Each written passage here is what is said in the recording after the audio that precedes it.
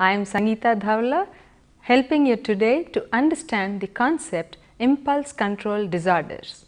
Now, what exactly are impulse control disorders? Let us take a look at them. A group of girls go to a shop to buy nail polishes. When all the girls are interested in trying out different shades, there is one particular girl who is very keenly observing the person across the counter who is showing them these different shades. Now, why do you think she is interested in that man? And she is observing him. At the right time, when she noticed that he was busily engaged with other girls, she very quickly and deftly pocketed one nail color into her pocket and then acted as if everything was pretty normal. After coming out of the shop, she flaunts this nail polish to her friends and feels so happy with the kind of admiration and adulation they shower on her. Now, do you think this is right? Is her behavior appropriate? You think there is something different? She is behaving differently?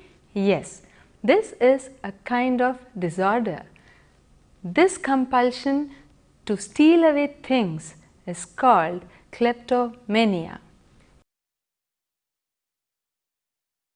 Let us just make an attempt to understand what are impulse control disorders. Impulse control disorders are a group of impulsive behaviors which people exhibit and are identified as psychiatric disorders. Impulse control disorder can best be defined as a failure to resist a temptation, a need or a drive to steal a particular object or to perform an act that is harmful to the individual. Now, this impulsive act is harmful to the individual as well as to the people surrounding him. There is a state of heightened alertness when the person is going to engage in the activity. For instance, when he is stealing a particular thing across the counter, he is really tensed, but when the act is over, he is relieved of all his tension and a sense of gratification fills him. One thing that we may note here is that this impulsive behavior is purely impulsive and there is nothing that is planned in this.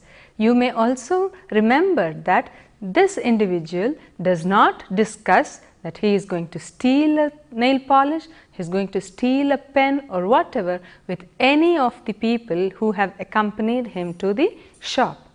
There are different types of impulse control disorders and the first one that I am going to take you through is kleptomania.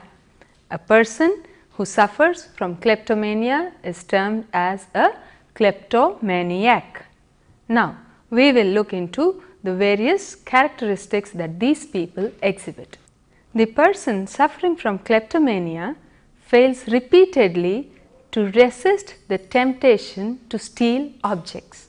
How much ever he wants to stop himself from this behavior, he will not be able to do so successfully because it is the impulse that drives him at that moment and makes him steal the object. And one surprising fact with almost all the kleptomaniacs is that the object they have stolen will definitely not be used by them, but will be given away to the people who are there with him, or he just discards the object just like that, because at that moment what he is bothered about is to engage in the activity, experience the relief in tension and then the gratification. This heightened tension and immediate release of tension and the gratification are all what that gives him the high. How do you designate a person as a kleptomaniac? A person can be diagnosed as suffering from kleptomania if he is unsuccessful in resisting these repeated temptations. He experiences a great sense of relief before and after the stealing act. He feels really tensed before he is engaging in the activity, but once he is done with the act, he is thoroughly relieved of all the tension. You will find that the kleptomaniacs will not have a perfectly chalked out plan. Okay, I am going to go to this store, I am going to flick or steal this particular thing there or that specific thing. It is all that happens on the spur of the moment, and it is the impulse that drives these people to behave in the way they do. So, it is always as a surprise that when you come out of the shop or a place where you have been to with this person, to see that he has shoplifted so many things. But if it is just done for fun, it is fine, but if it is a disorder, it is really a matter of concern. Kleptomania may surface during childhood and it may continue till later stages in life. With proper intervention and treatment strategies, these people can be guided for a better living practice, and they can be taught how to overcome these particular impulses. Another impulse control disorder is pyromania. Pyromania can best be understood as a compulsive disorder with uncontrollable impulse to set fire without any ulterior motive. You can categorize a person as having this disorder if he has set fire like this in innumerable number of occasions. There is no ulterior motive at all behind this particular act of the individual, but it is the impulse that is driving him to behave in that manner, and it is the thrill that he gets out of engaging in such activity. You should note that this man is not driven for money, this man is not driven by anger, and he is not driven by revenge. He sets fire, a dangerous act, just because the impulse drives him to do so. Like kleptomania, even in pyromania, once this person sets fire, there is an immense sense of relief that fills him, and he becomes a very passive watcher. You will be surprised to learn that it is this pyromaniac who sets the false alarms and tries to attract the attention of the people around him, and will also stand as a bystander along with the others. So, like other types of impulse control disorders, there is heightened tension before he is performing the act, and once the act is performed, there is absolute relief and a great sense of gratification. Yet another type of impulse control disorder is compulsive gambling. We have heard a lot about in history and also have seen dynasties crumble down because of compulsive gambling. People who suffer from this disorder have an uncontrollable impulse to engage in gambling even after suffering very badly in terms of losses. And very often this compulsive gambling brings in a lot of strain between partners in terms of relationships, and also strain in terms of finances, and it is basically because of this strain that is created the couples also part ways. The compulsive gambler is very well aware of this, but he is totally helpless because he cannot do anything about the impulse that is driving him so very badly. The Diagnostic Statistical Manual 3 has 9 criteria listed, and out of which even if 4 conditions are found in a particular person, then he can be designated as being a compulsive gambler. Now, we will take a look at all these criteria and try to understand what differentiates between a normal gambler and a compulsive gambler. If the person shows frequent preoccupation with gambling, or if he is always on the job to procure money that will help him in gambling, then you could say, yes, probably here is one reason that will help you in terming as a compulsive gambler. The compulsive gambler will feel an innate need to increase the size of the gambling amount. He is never satisfied playing at a certain level or a certain amount. He always wants to win more and he always wants to bet for higher amounts. And he shows lot of irritation and restlessness when he is restricted from participating in any such gambling activities. So, this irritation and restlessness are no way normal. If there is repeated loss of money by gambling and the gambler comes back in order to recoup the losses that he has made the previous day, then this also makes him as a potential compulsive gambler. There are repeated efforts by the compulsive gambler to quit gambling, but how many number of attempts he makes, he fails miserably and he finds himself again in the gambling zone. He needs to meet a lot of social and occupational obligations. But do you find him there really? No. What is he doing then?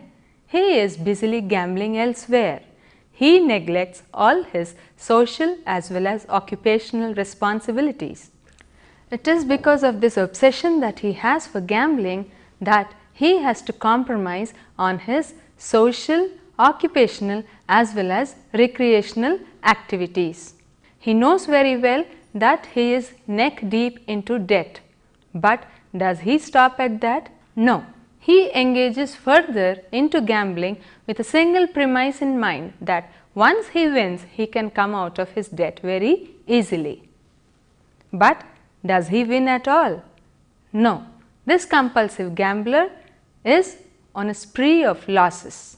These are the 9 different criteria that will help you identify a gambler from a compulsive gambler.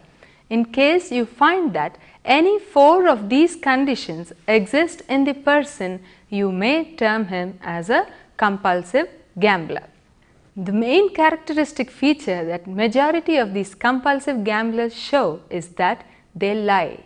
Yes, they lie and they do lie a lot for procuring money. With this money, what they do? Again engage in gambling. Very frequently, these compulsive gamblers are overconfident, highly energetic and get bored very easily, and at the same time, needless to say, they are very big spenders. So, that is about compulsive gambling. Now, we are going to another impulse control disorder. For a quick recap, we have seen what kleptomania is, we have seen what pyromania is, and we have seen and understood how a compulsive gambler could be identified. Now, we are going to look into what trichotillomania is.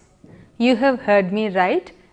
Trichotillomania is an impulse control disorder which is characterized by the person's behavior, uncontrolled behavior to pluck or pull his hair. This plucking most frequently is restricted to the hair on his head, but in severe cases it does not end just at his hair on the head. It extends to his eyebrows, it extends to his eyelashes and some cases to body hair too. This compulsive act of pulling out the hair will result in partial or complete hair loss. Take a look at these pictures where the woman or the man, they have pulled out the hair on their scalp, they have pulled out the hair on their eyebrows and surprisingly on the eyelashes too. There is recurrent failure to resist the temptation, to resist the impulse to pull out one's hair. Like in the other impulse control disorders that we have seen in kleptomania or in pyromania, the individual who is suffering from trichotillomania too also is subjected to high levels of tension before he plucks out the hair and feels immensely relieved once he has finished plucking the hair.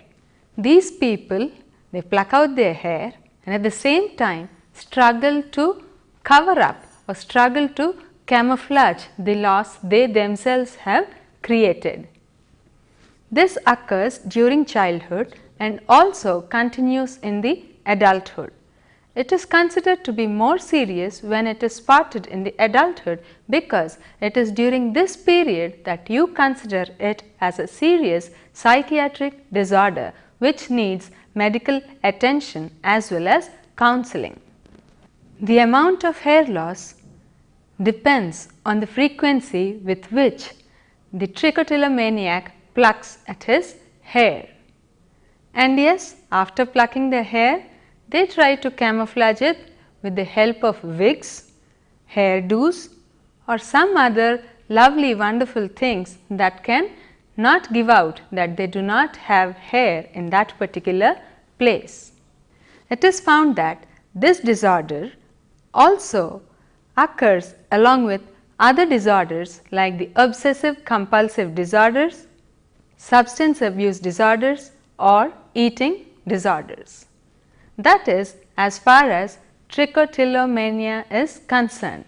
So far we have seen what kleptomania is, pyromania is, compulsive gambling is, trichotillomania is. Now comes another impulse control disorder called the intermittent explosive disorder. What is this? The intermittent explosive disorder. In this type of disorder, the individual lacks the ability to control violent and aggressive impulses which result in serious destruction of property as well as assaultive acts. The violence that this individual shows is purely episodic and is not at all continuous. That is the main characteristic feature of this intermittent explosive disorders. As the name indicates, it shows in intermittently. He gets into these aggressive impulses only by reflex and he does not have any kind of control over his behavior. It is this awareness that the person has over his inability to have a control over his behavior makes him feel absolutely distressed and helpless. In some cases, the intermittent explosive condition is accompanied by some physiological reactions that take place within the body. The individual might experience palpitations, heightened blood pressure or a tingling sensation in the stomach. A few others report as having a very bad mood, they suddenly feel exhausted or they feel they are sapped out of energy totally. So, regardless of whether it is kleptomania, pyromania, compulsive gambling, trichotillomania or intermittent explosive disorder, all these are a matter of great concern which need immediate attention as well as treatment. The treatment will help the individual overcome his distress, anxiety and many other related problems. So, when we are talking about the treatment aspect, what do you think can best be given to a person who is suffering from the impulse control disorder? Yes, of course, the medicines or the medication and then counseling, which will definitely help the person overcome his problem easily because he will be working in close quarters with the counselor who will be very supportive of him and help him overcome the disorder.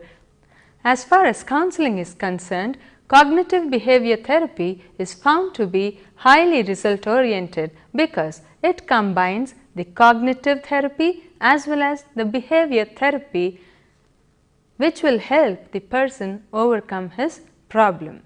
Cognitive therapy helps him bring about a change in the way he thinks about himself, in the way he thinks about the disorder.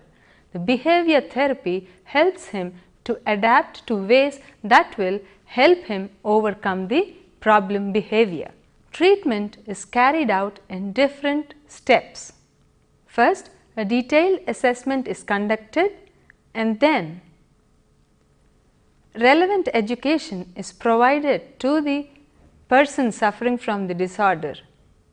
It is the duty of the treatment provider to identify which coping skills would be apt for this individual to overcome his kind of a problem.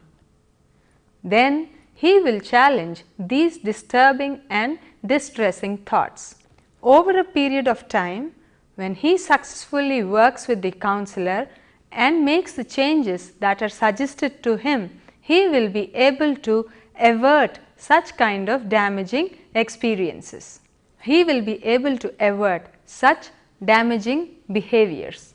The treatment will help him get a better control over his thoughts as well as behaviors.